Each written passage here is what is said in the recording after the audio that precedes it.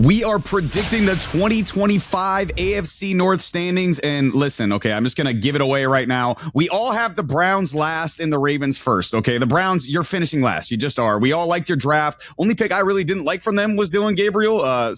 So again, solid draft, just not enough talent to truly compete this year. And again, 6 quarterbacks. What are we doing? Okay, Joe Flacco officially named the week 1 starter, which is no surprise and also no real threat to compete for a playoff spot. I'm thinking 3 or 4 wins for Cleveland in 2025. This is easily a last place team. And then easily the first place team is the Ravens. Obviously, a complete team. I expect another great year from Lamar Jackson and Derrick Henry, even though he's getting up there in running back age. Their first 2 picks as well in the draft, I really like. I think they're going to be defensive mainstays for that team going forward. And I think they're going to be one of the 5 best teams in football competing for the 1 seed in the AFC. I think they're going 12-5. But the real debate stems at these 2 and 3 teams, because I think these are 2 teams that could potentially be vying for those last couple of wild card spots in the AFC. So I want to kick it to these guys. First of all, give me your quick Ravens and Browns takeaways. And then second of all, give me your takeaways. Who do you think is going to be better this year, the Steelers or the Bengals? You know, like you said, the Browns are a last place team. And that's okay because you should be focusing on maturing your quarterback, bringing him along the right way, doing the right things. Be a good organization, Cleveland. That's all I want from you. And the Ravens, the only thing you should be focusing on is winning playoff games, getting over the hump as a playoff team, being a good playoff team, because that's what you need to be to make sure you have a future moving forward with the roster you have. This is a win now team, clearly the favorite to win that division. Now we get to choose which team is going to be more dysfunctional and finish second and third. So here we go. I mean, Cincinnati, you have all the talent in the world.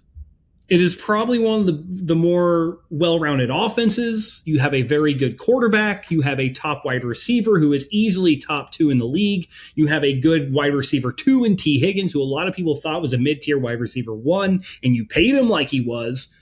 You have all of this talent. You have a aging but still prolific pass rusher if you just sign him and Trey Hendrickson. You finally got Shamar Stewart under contract. Just please, for the love of God, put a good product on the field, because if Joe Burrow has another year like he had last year and you guys don't make the playoffs, I would ask for a trade if I was him. So just on that alone, I expect the Ravens, or expect the Cincinnati Bengals to come in just behind the Ravens and finish second.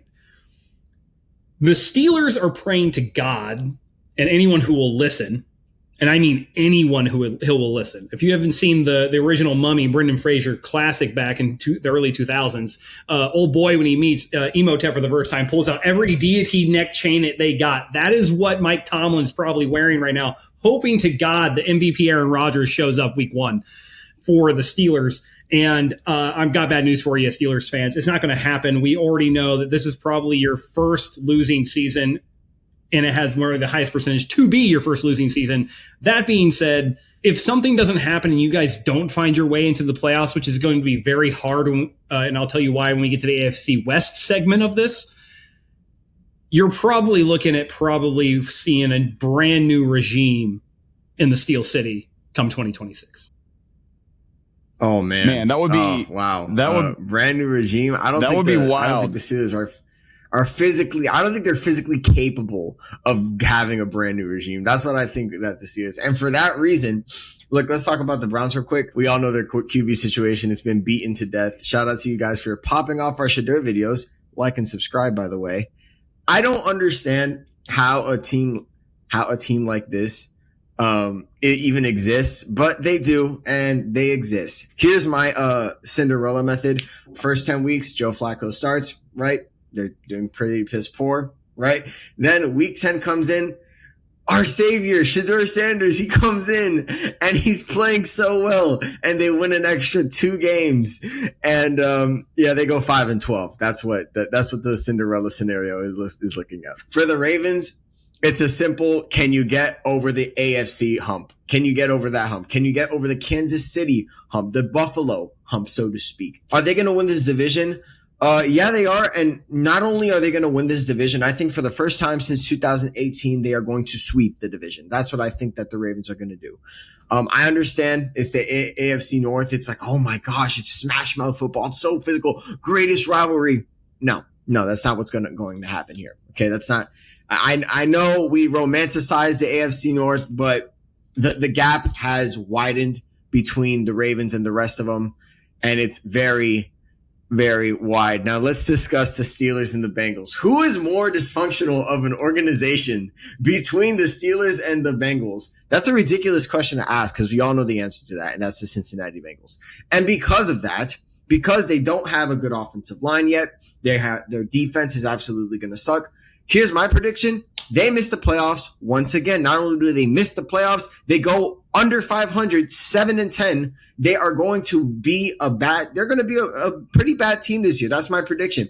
I know you have Joe Burrow. You have your little tricks in your games with Jamar Chase and T. Higgins. Ooh, wow. Elite wide receivers. Ooh, yeah.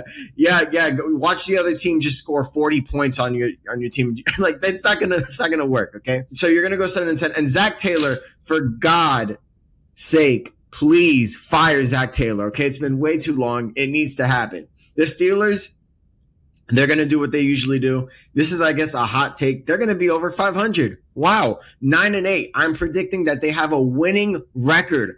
Unbelievable. This has never happened in Cincinnati, in Pittsburgh Steelers history. They have a winning record.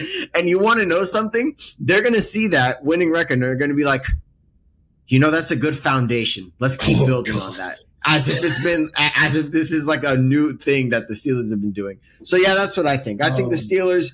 So in summary, the Ravens are going to fly away from this division. Why? The Bengals have no defense or offensive line. The Steelers are too damn old, and the Browns have no QB really to defend on. And the one they should have depended on in the first place is like their third string QB. So, to put it bluntly, the Ravens, if they don't run away from this division, it's a disappointment. I agree with you 100%, Sammy. This should be a Ravens runaway. I disagree with you a little bit on the Steelers and the Bengals, though, because, listen, I'm already on record, okay? This Aaron Rodgers experiment for the Pittsburgh Steelers is not going to work, okay? He's 41. And he missed a lot of the offseason work with the team. Also, Arthur Smith, you're a terrible offensive coordinator. And I also, the weapons in the offensive line for the Steelers leave a lot to be desired for me. I don't like either of those very much. And the defense is good, but is it going to be top 5 good? I'm not so sure about that. Plus, they have a top 10 hardest schedule in the NFL already.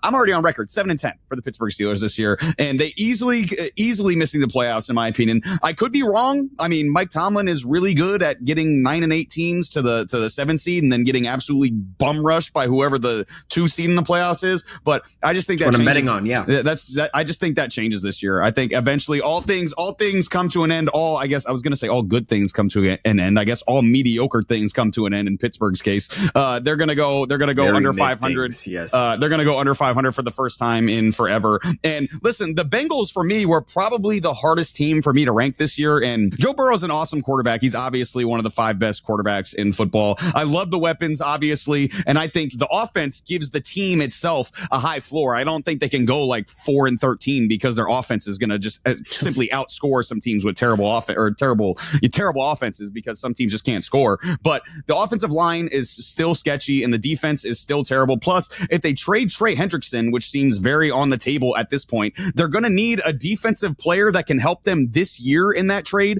and a pick as well. So they're going to have to find a really nice trade for Trey Hendrickson because if they trade Trey Hendrickson and don't get anything back for him this year, it's going to be another, 28th ranked defense in Cincinnati this year, which it probably already will be with Trey Hendrickson. So it's going to be a really bad look for them this year. And by the way, Cincinnati, you better start way better this year. You have to start better this year because every single year it's 0-2 or 1-3 or something like that in Cincinnati. And your first 3 games this year are at Cleveland, home to Jacksonville, at Minnesota. So you better start 2-1 if you want to make the playoffs, which I'm debating if they will or not. We're not to our playoff predictions episode. I'm still deciding if I think Cincinnati will make the playoffs, but they're going to be around 9-8 again this year. Maybe they'll be a game better. Maybe they'll be a game worse, but I'm still thinking on this one. I'm still debating on this one, but I just don't think they're going to be a contender because the defense is going to be too bad and the offensive line is a little bit too sketchy. And 2, we already saw Joe Burrow run around with like a chicken with his head cut off in the preseason game. So what the hell do you think is going to happen in the regular season? So yeah, I don't think it's going to be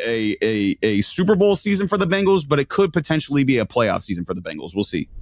This has been Between the Uprights. Football is life. The rest is just details.